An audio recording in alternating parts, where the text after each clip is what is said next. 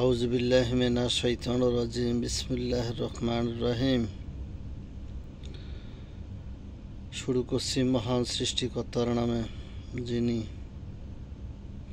পরম দয়ালু ও করুণাময়। সম্মানিত ভিউয়ার্সগণ, আজ আমি একটা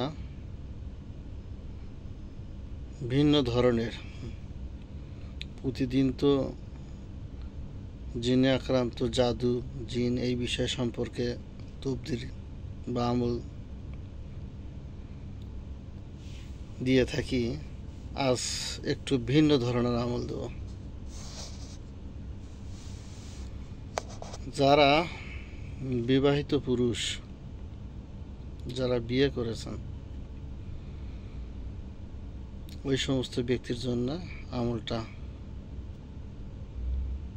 আজকের আমল।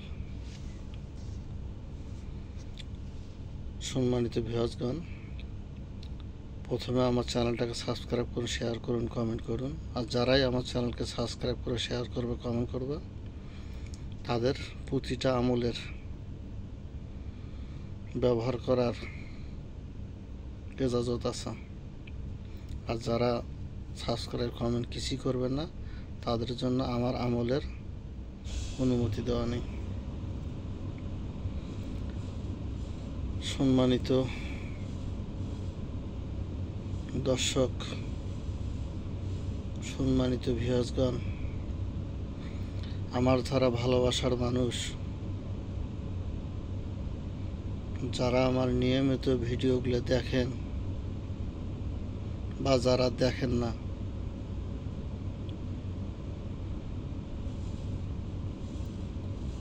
আজকের বিষয়টা দাম্পত্য জীবন। বেশিরভাগ স্বামী স্ত্রীর মধ্যে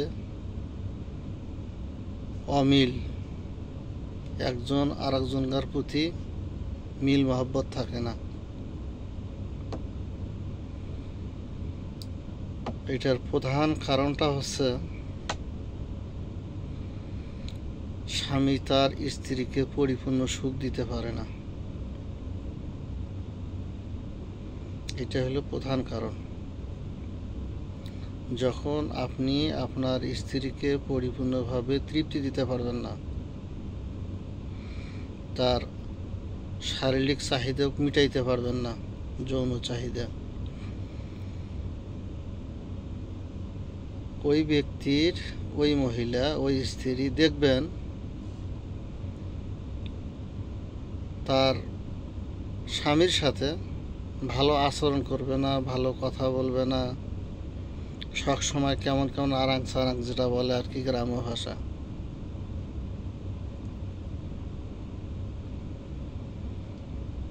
সব সময় মানে কথাবার্তা, অসংলগ্ন কথাবার্তা বলা, স্বামীর প্রতি ভক্তি উঠে যাওয়া, স্বামীকে মূল্যায়ন না করা। আবার অনেক মহিলা, অনেক স্ত্রী আছে স্বামীর অক্ষমতার কারণে, স্বামীর দুর্বলতার কারণে পরকীয়া প্রেমে লিপ্ত হয়। এর জন্য দায়ী স্বামী।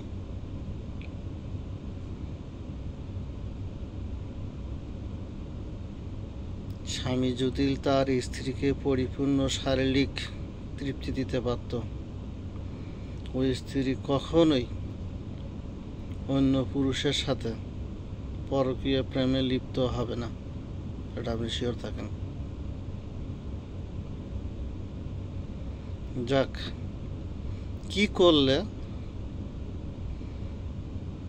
আপনি আপনার স্ত্রীকে, সঙ্গিনীকে পরিপূর্ণভাবে তৃপ্তি দিতে পারবেন, মানে দীর্ঘক্ষণ সহবাস করতে পারবেন। এখানে আপনার ওষুধ খাইতে হবে না,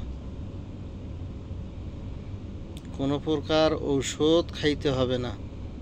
সেরকম একটা আমল দিতে চাই আমি। আমলটা হচ্ছে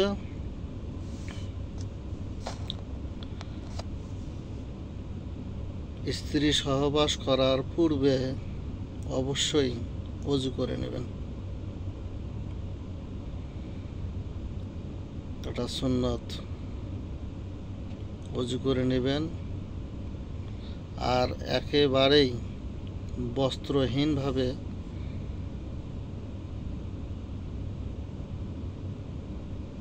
আপনার স্ত্রীর সাথে সহবাস করবেন না।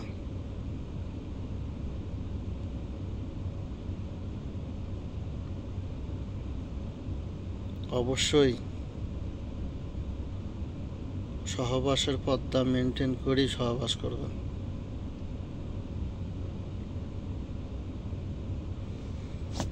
স্বামী তার স্ত্রী একেবারে শরীর থেকে সম্পূর্ণ কাপড় খুলবেন না। সহবাস করার সময় অবশ্যই পর্দার সহিত সহবাস করবেন, যাতে শয়তান ওই জায়গায় প্রবেশ না করে। সহবাসের দোয়া পাঠ করবেন। আল্লাহ না করুক আপনি উলঙ্গ হয়ে বস্ত্রহীন আপনার স্ত্রী বা আপনি সহবাস করলেন,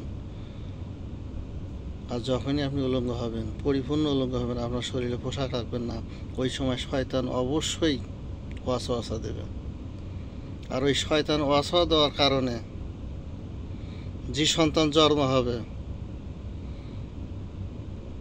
ওই সন্তান কখনো সুসন্তান হবে না। 100% গ্যারান্টি।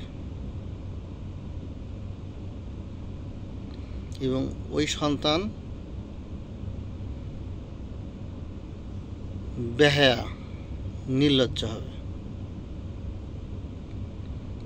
মানে শরম হায়া লজ্জা কিছু থাকবে না তার। অবশ্যই সহবাসের সময় পর্দা মেনটেন করে চলবেন, সেটা উভয়ই করবেন। যাক, কথা বাড়াবো না, এখন শেষ কথা যেটা বলছি, ইয়া মুকাদ্দিরু, ইয়া মুকাদ্দিরু, ইয়া মুকাদ্দিরু, এই নামটি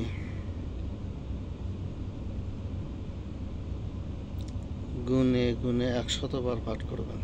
স্ত্রী সহবাস করার আগে উযু করে নেবেন। উযু করে স্ত্রীর কাছে যাওয়ার আগে, সহবাস করার আগে আপনি গুনে গুনে ইয়া মুকাদ্দিরু, ইয়া মুকাদ্দিরু, ইয়া মুকাদ্দিরু, ইয়া মুকাদ্দিরু, ইয়া মুকাদ্দিরু গুনে গুনে 100 বার পাঠ করবেন। এরপর আপনি আপনার হালাল স্ত্রীর সাথে সহবাস করবেন। আপনি পরিপূর্ণভাবে স্ত্রীকে তৃপ্তি দিতে পারবেন। যেখানে আপনার 2 মিনিট, 3 মিনিট, 5 মিনিটে আপনি শেষ হয়ে গেছেন, সেখানে আপনি আপনার স্ত্রীকে যতটুকু সময় প্রয়োজন, মানে আপনার স্ত্রী যতটুকু সন্তুষ্ট হবে ঠিক অতটুকুই আপনি সন্তুষ্ট করতে পারবেন, অতটুকু সময় আপনি সহবাস করতে পারবেন।